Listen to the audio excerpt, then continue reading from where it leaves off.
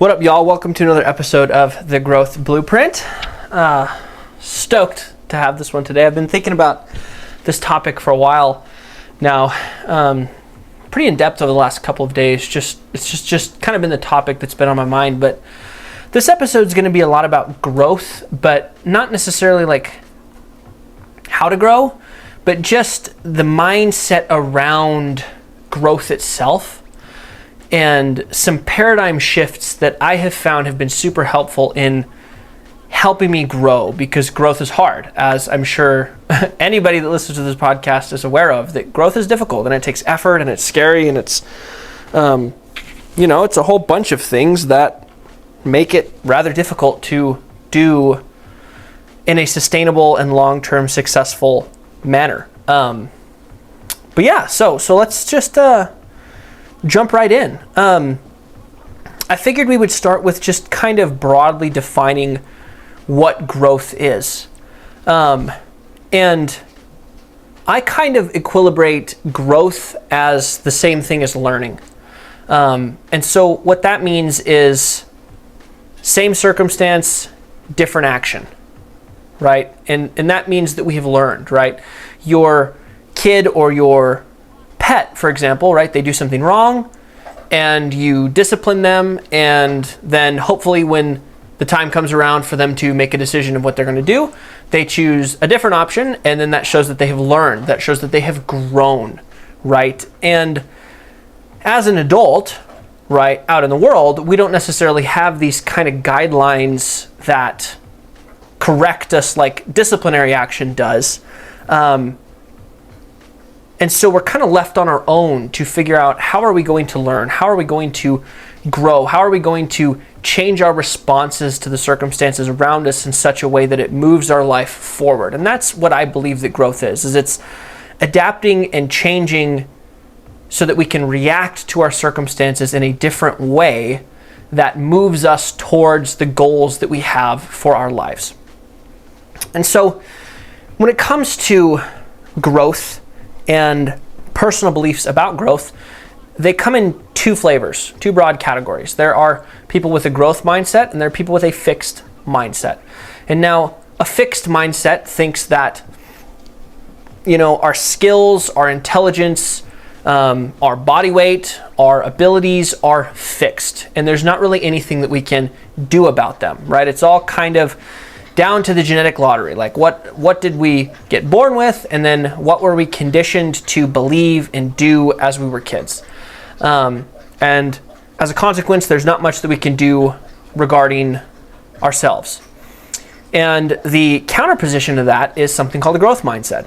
And it just is diametrically opposed to a fixed mindset. It believes that we are not fixed. It believes that we can change our body weight. It means that we can get smarter. It means that we can change ourselves, and that we are not a victim of our circumstances or our upbringing or our genetics, but that we have the capacity within us to change and alter the trajectory of our lives.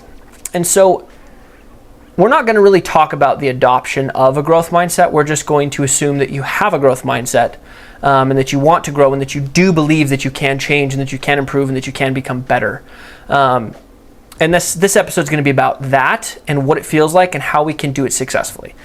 So I want to talk a little bit about the psychology of the human brain. I think that it really helps to kind of frame this correctly so we can understand how this thing works and why it can be so hard to do the things that we know that are good for us. Because we all know the things that are good for us that would help move us in a positive direction, but it's a lot harder to do them. It's a lot easier said than done, right? So a frame of reference that I like to use for a lot of things, and it's super valuable for physiology, for nutrition, for exercise, for psychology, for a lot of things that we experience in our day-to-day lives, but it's this frame of the hunter-gatherer physiology. And so what I mean by that is the way that our bodies work, the way that our brains work, the way that our minds work, the way that our physiology in general works is basically exactly the same as it worked when we were hunter-gatherers, right? When we lived in tribes where we had to go forage for food, we had to kill things to eat them, we had to run away from danger. Our bodies, our minds, they work pretty much the same way that they did when they grew up, so to say, back in times like that. And so if we think about what our brain was designed to do, our brain was designed to pretty much keep us from dying. And so our brain was really good at detecting threats, really good at helping us to come up with plans that kept us out of danger.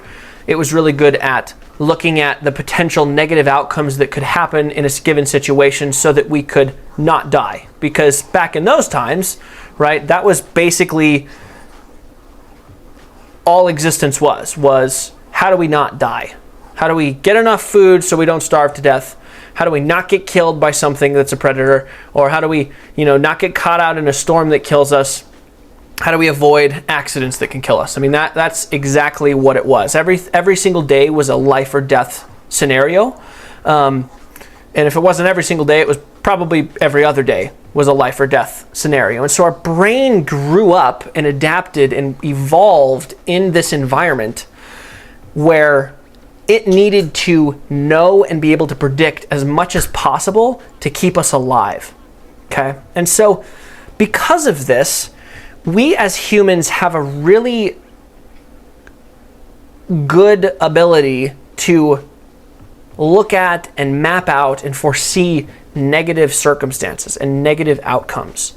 And as a consequence of that, oftentimes we limit ourselves and we build these cages in our mind around what's going to happen.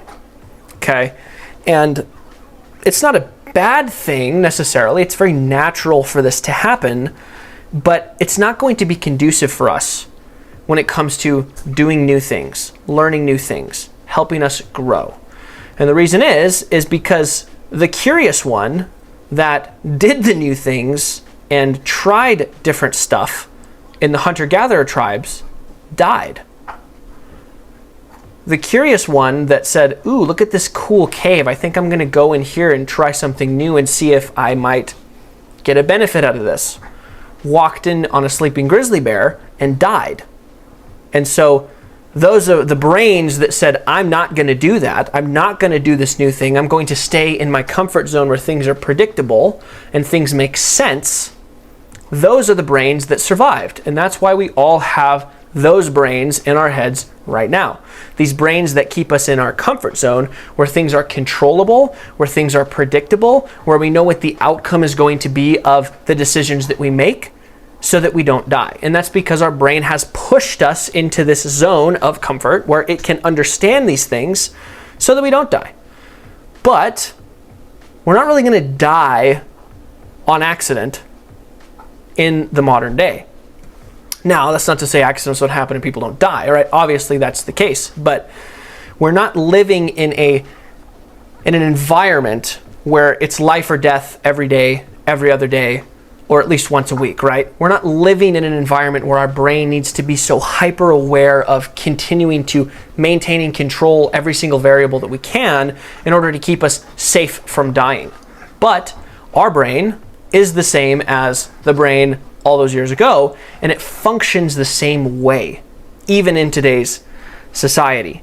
And that's quite a hindrance because our brain doesn't need to do that because we're not going to be eaten by a predator. We're not going to starve to death. These life or death situations that our brain perceives that it thinks is going to happen aren't going to happen, but our brain still treats it as such. And as a consequence, we stay in our comfort zone. And staying in our comfort zone is not where growth happens. And so another example that I kind of want to go through here is differentiating between logical and emotional decision making. Because far too often we live in emotional decision making because that is what our brain did. Our brain it evolved to freak us out when we start to head outside of our comfort zone. And as a consequence of feeling all of those feelings, it tries to make us make a different decision to get back towards comfort by using powerful emotion.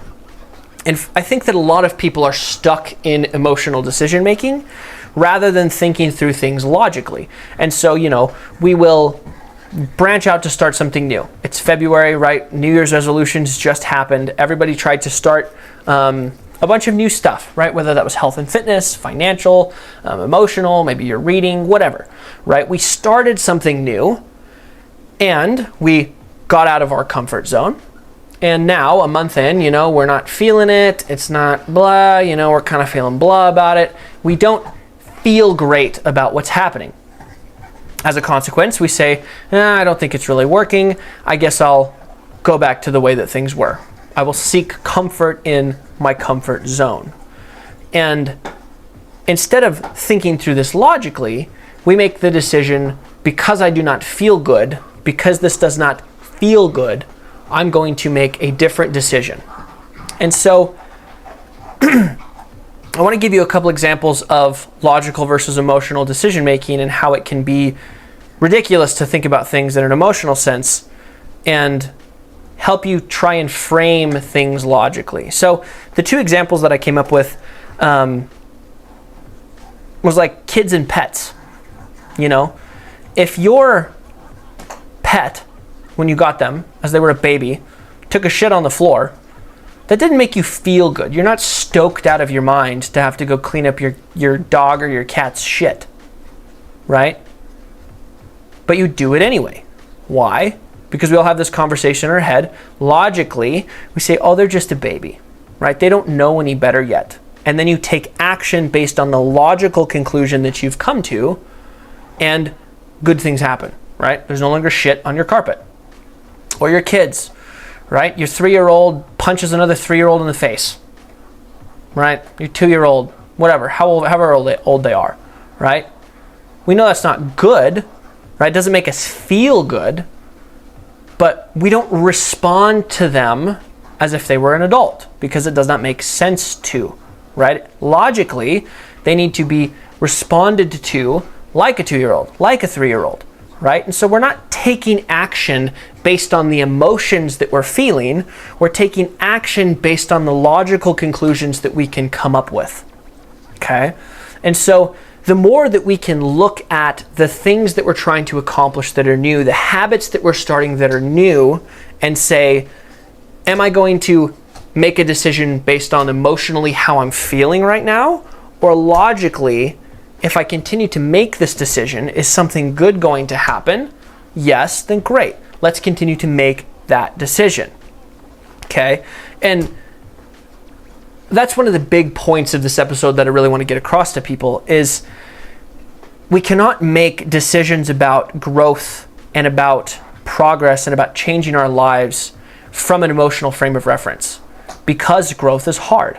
Growth is difficult. And so we need to be logical about the decisions that we make when it comes to trying to accomplish and change our lives. And I really want to drive this home with a great story that I heard. And this is something that I use all the time in my own personal life, coaching other individuals. And it just kind of helps reset expectations and help our brain get over this whole hunter-gatherer, fear-based, emotional decision-making that we're feeling. Okay, and this is a big paradigm shift. And this blew my mind when I heard it. But somebody that I have learned a lot from in the business world told this story about how he was president of a fraternity and how, you know, oftentimes there's like initiation within fraternities. And as this new class came in, they had to become initiated after they pledged, and they couldn't talk to girls. They had to clean up after all the parties. They had to just slave labor in this fraternity initiation. And he said, just like clockwork, it happens every year.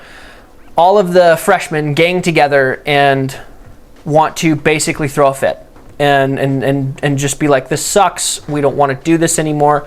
And so he says, you know, they all gathered up. They called him in for a meeting. And they said, this isn't what we signed up for. This isn't what we were expecting. Like, this sucks. Blah, blah, blah, blah, blah, blah, blah. And he said, okay, how many of you thought that this was going to be hard? How How many of you thought that this was going to be easy? And, almost everybody raised their hand and was like, I expected this to be difficult. It's a new thing. We're being asked to do a lot. We thought that this was going to be hard. And he said, well, this is what hard feels like. You don't know what hard feels like, and this is what hard feels like. You all expected this to be hard. This is hard. This is what it feels like. And so this is a question that I pose to my clients all the time. Most of my clients are trying to lose a significant amount of weight. And when we're struggling, I say, okay, did you think that this would be easy? And logically, right, if we want to accomplish any big change in our lives, if somebody said, did you think that saving $10,000, losing 30 pounds, fixing your relationship, any of these big goals that we might have, if you sat them down and said, do you think that this would be easy? Most people would say, no, I thought that this would be rather challenging. And it's like, well, welcome to the challenge. No shit, right?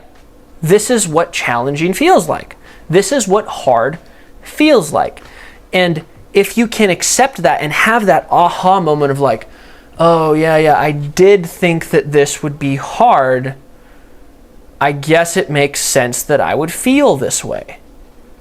And we can logically assess our emotional state in the situation, right? And then we can make a logical decision that, oh, okay, I need to change my expectations, right? And this is so powerful when it comes to trying to accomplish big things within your life, because again, we can all probably agree that this is going to be hard. And then if this is going to be hard, it goes without saying that you're going to come up against uncomfortable situations, uncomfortable emotional states, uncomfortable conversations, uncomfortable feelings, needing to do things that you don't want to do. And it's like, yes, this is what you should have expected, because this is what hard feels like. Okay? And that's the big point that I want to get across to people, is that if you are endeavoring to go on a journey of growth, to go on a journey of making significant changes in your life of any kind, right? You're going to need to do different things. You're going to need to behave differently. You're going to need to think differently. You're going to need to respond differently. You're going to need to change, which means you're going to need to get out of your comfort zone. And getting out of your comfort zone is uncomfortable and it's hard, right? But if we can accept that the reality of change is those things, and that when those things show up in our lives, not freak out about it because we already accepted the fact that that was the way that it was going to be. We can accept that this is what hard feels like. We can have a much higher chance of continuing to push through when the going gets hard, right? Because the going is going to get hard, period. That's one of the hallmarks of being a human, right? Shit's gonna hit the fan. It always does. But if we can prepare for that, if we can expect that things are going to be hard, rather than want everything to be sunshine and rainbows all the time, especially if you're trying to grow, right? It's going to help reframe our mind so that we can take on those challenges. We can be expecting those challenges rather than get blindsided by them. And I think that that is one of the biggest pitfalls that so many people have, is they don't set their expectations correctly. Or if they did set their expectations correctly, they did not think about that as things got difficult. Difficult is not a bad thing. Hard is not bad. Hard is just hard, right? It doesn't mean that it's a bad thing. Your brain is going to try to tell you otherwise, because the brain that did things differently, the brain that encountered a situation that was stressful, right? Back in the hunter-gatherer days, is the brain that got eaten by a bear, is the brain that fell off a cliff, is the brain that got lost in the dark, right? But that's not going to happen to us anymore, right? All the fear, the uncomfortability, the stress, the strain that we're experiencing as we're going through growth, as we're going through life, is just our brain trying to keep us safe. but we are safe. We're not going to starve to death. We're not going to die. We're not going to get lost in the dark. But we have to get accustomed to getting out of our comfort zone, accepting that this is the way that feels, because it's what our brain was designed to make us feel, to keep us in our comfort zone. But unless we start to do differently, unless we start to believe differently, unless we start to feel differently, we will continue to get the same results that we've always gotten. And if you're listening to this podcast, then I know that you do not want to have the same results that you've been continuing to get. And so we must think differently, believe differently, feel differently, act differently in the face of the uncomfortableness that we experience when we choose to do so. So there's my spiel on growth. There's my spiel on accepting reality for what it is, and accepting that growth is tough. And that if it's tough right now, it's probably a sign that you're moving in the right direction. So kudos to you. Lean into that. Lean into the uncomfortability. That is your North Star. That is your compass. If it's uncomfortable, if it's scary, if you don't know if it's going to work out, it probably means that you're going in the right direction, because it means you're out of your comfort zone. So rather than take it as a cue to go back into your comfort zone, take it as a cue that you're going in the right direction. Because if things are hard, they were supposed to be hard, because we're growing and we're doing things new. So that's what I got for you. As always, if this was valuable, please rate the show. Please share it with somebody that could benefit from this. Your time is your most valuable resource, and so if you spent that with me, I hope that I made it worth it. And if I did, show your support. And I'll see y'all in the next one.